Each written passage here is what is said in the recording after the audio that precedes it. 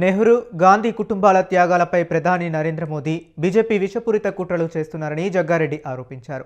స్వాతంత్ర్య ఉద్యమంలో Modi, BJP contribution ఏముందని ప్రశ్నించారు. దేశ రాజకీయాల్లో నెహ్రూ, గాంధీ కుటుంబాల ఉనికి ఉండొద్దనే ఏకైక ఎజెండాతో బీజేపీ పనిచేస్తుందని విమర్శించారు. ఒక కుటుంబాన్ని టార్గెట్ చేసుకోవటం మంచి సాంప్రదాయం కాదని, ఇలాంటి వాటికి ఫుల్ స్టాప్ పెట్టాలన్నారు. గాంధీ, నెహ్రూ చేసిన త్యాగాలు నేటి యువతరం తెలుసుకోవాలన్నారు జగ్గారెడ్డి.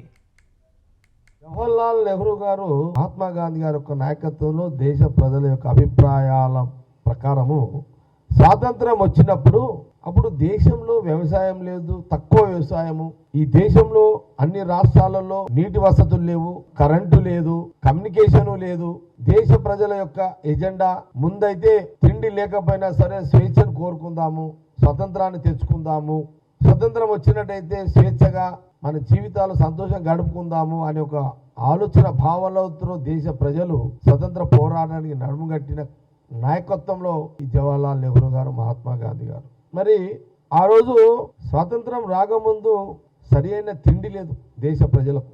ఏ గ్రామం పోయినా తిండి లేదు, కరెంటు లేదు, కమ్యూనికేషన్ లేదు, ఇలాంటివి లేవు సౌకర్యాలు. అలాంటి పరిస్థితుల్లో స్వతంత్రము వచ్చిన తర్వాత మహాత్మా గాంధీ నాయకత్వంలో దేశ ప్రజలు ప్రధానమంత్రిగా జవహర్లాల్ నెహ్రూని డైరెక్ట్గా ప్రధానమంత్రి చేసారు. అప్పుడు ఎలక్షన్స్ లేవు, ఎలక్షన్ కమిషన్ లేదు. అప్పుడు ప్రధానమంత్రి మోడీ గారు ఎట్లయితే ఎన్నుకోబడుతున్నారో అట్లా ఎన్నుకోబడలే జవహర్లాల్ నెహ్రూ గారు. జవహర్లాల్ నెహ్రూ గారు డైరెక్ట్ గా ప్రజలే ఏక తీర్మానంతో ఈ దేశానికి ప్రధానమంత్రిగా జవహర్లాల్ నెహ్రూ ఉండాలి అనే ఒక ఏక కంఠంతో దేశ ప్రజలు ఇచ్చిన ఒక నిర్ణయానుసారంలోనే ఆయన ప్రధానమంత్రిగా అయిన రోజు అంతకుముందు ఆకలితో పోరాటం చేసిన దేశ ప్రజలు స్వతంత్రం వచ్చిన తర్వాత మొదలు ఆకలి, కడుపు నిండా తిండి తినాలి, ఆ తిండికి సంబంధించిన ధాన్యాలు ఎట్లా మనము పండించుకోవాలని మొదటి ఆలోచన దేశ ప్రజల్లో ఉన్న ఆలోచనే అప్పుడు ప్రధానమంత్రి హోదాలో జవహర్లాల్ నెహ్రూ గారు ప్రధానమంత్రిగా ఇమ్మీడియట్ మొదలు వ్యవసాయపరమైన అభివృద్ధి చెందాలి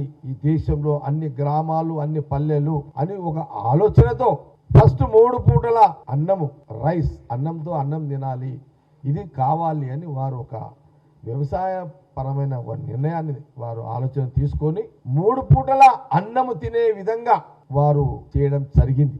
వారు మన దేశ ప్రజలకు 3 పూటల అన్నమే కాదు, దాదాపు 200 దేశాలకు భారతదేశం నుంచి ధాన్యము ఇతర దేశాలు అడిగితే పంపించే యొక్క శక్తిని జవహర్లాల్ నెహ్రూ గారు ఏర్పాటు చేయడం జరిగింది. ఇది ఒక చరిత్ర. ఇలాంటి పరిపాలన అందించిన జవహర్లాల్ నెహ్రూ గారి గురించి బీజేపీ మోడీ గారు వాళ్ళ పార్టీ విమర్శలు చేయడము, దీని సోనియా గాంధీ గారి పద్ధతి కాదు అని నిన్న ఒక సందర్భంలో వారు సోనియా గాంధీ గారు చెప్పడం జరిగింది.